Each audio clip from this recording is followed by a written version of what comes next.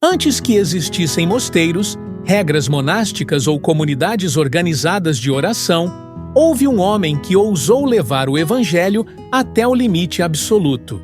A história de Santo Antão começa no Egito do século III, um mundo instável, marcado por perseguições aos cristãos, medo da morte e apego extremo às seguranças materiais.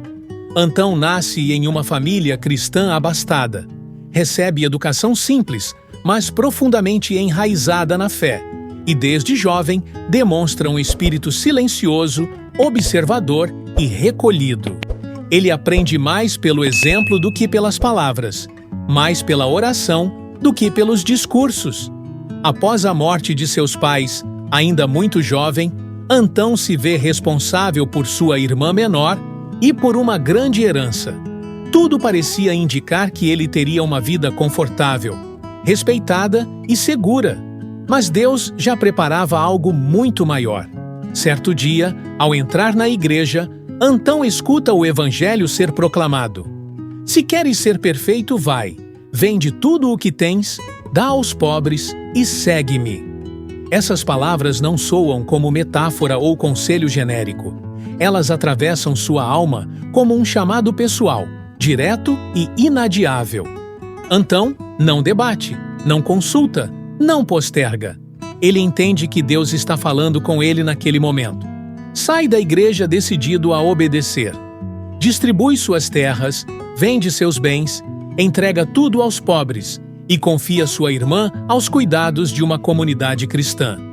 Não se trata de desprezo pelo mundo, mas de um amor tão grande por Deus que tudo o mais se torna pequeno. A partir desse instante, Antão deixa de viver para si e passa a viver exclusivamente para o Senhor. Esse gesto radical não é um ato impulsivo, mas o início consciente de uma entrega total que moldaria para sempre a espiritualidade cristã. Livre dos bens, Antão busca aprender a viver segundo o Evangelho na prática diária. Inicialmente, permanece próximo à aldeia, observando a vida de homens santos, aprendendo com cada gesto, cada renúncia, cada conselho simples. Ele aprende a trabalhar com as próprias mãos, a sustentar-se com pouco, a rezar constantemente. Mas seu coração pede mais silêncio, mais solidão, mais intimidade com Deus. Assim, Antão se afasta progressivamente da convivência humana e adentra o deserto. O deserto, porém, não é um lugar romântico. É seco, hostil, silencioso e implacável. É ali que começam as maiores batalhas de sua vida. Longe das distrações, Antão passa a enfrentar a si mesmo.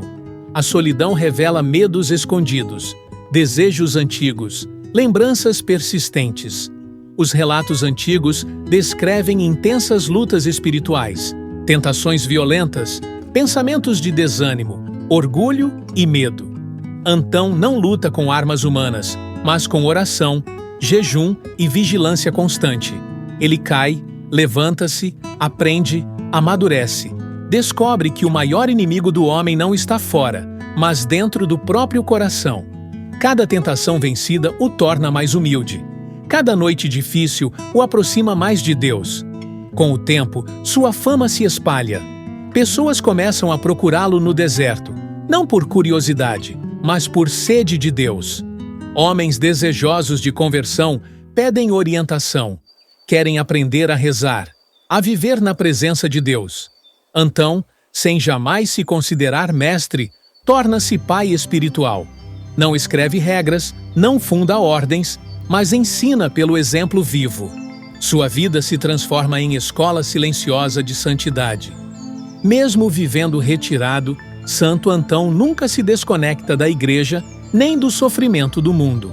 Quando perseguições violentas atingem os cristãos, ele deixa o deserto e vai às cidades para fortalecer os fiéis, consolar os que sofrem e testemunhar que a fé vale mais do que a própria vida. Sua presença simples, austera e firme encoraja mártires, confunde perseguidores e desperta conversões profundas. Antão demonstra que o verdadeiro contemplativo não foge do mundo por covardia. mas se prepara no silêncio para servir com coragem.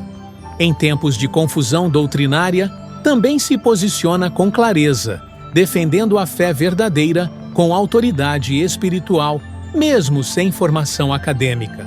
Sua sabedoria não vem dos livros, mas de uma vida totalmente enraizada em Deus. Aos poucos, comunidades começam a se formar ao redor do seu exemplo.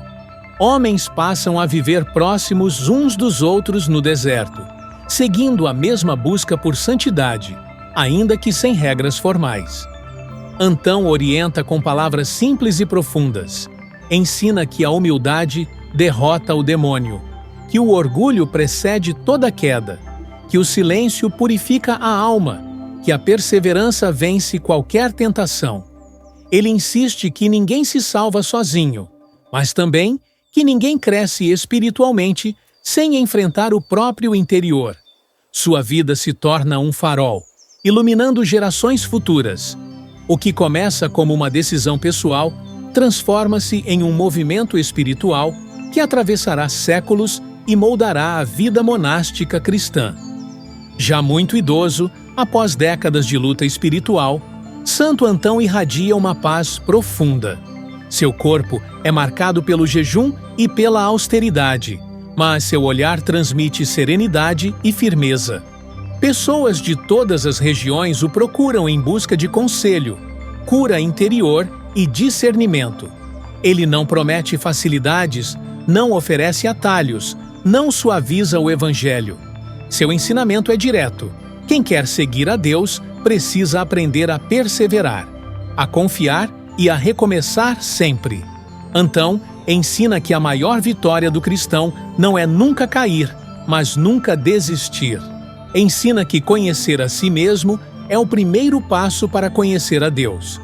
Quando sente que sua morte se aproxima, prepara-se com tranquilidade. Não deseja honras, não quer reconhecimento, não busca memória humana.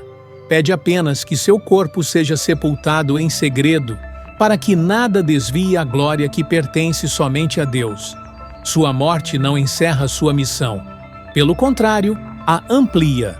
Seu testemunho se espalha por todo o mundo cristão, inspirando monges, eremitas, padres, leigos e todos aqueles que desejam viver uma fé mais profunda e autêntica.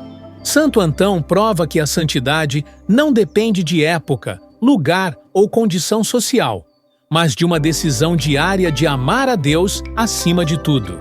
Sua vida continua ecoando como um chamado silencioso, exigente e libertador, lembrando que o verdadeiro deserto a ser vencido está dentro do coração humano e que somente Deus é capaz de preenchê-lo plenamente. Gostou do vídeo? Curte e compartilha, deixa seu comentário, para que possamos alcançar mais pessoas com este testemunho de vida. Muito obrigado pela sua atenção. Deus te abençoe, te guie e te guarde.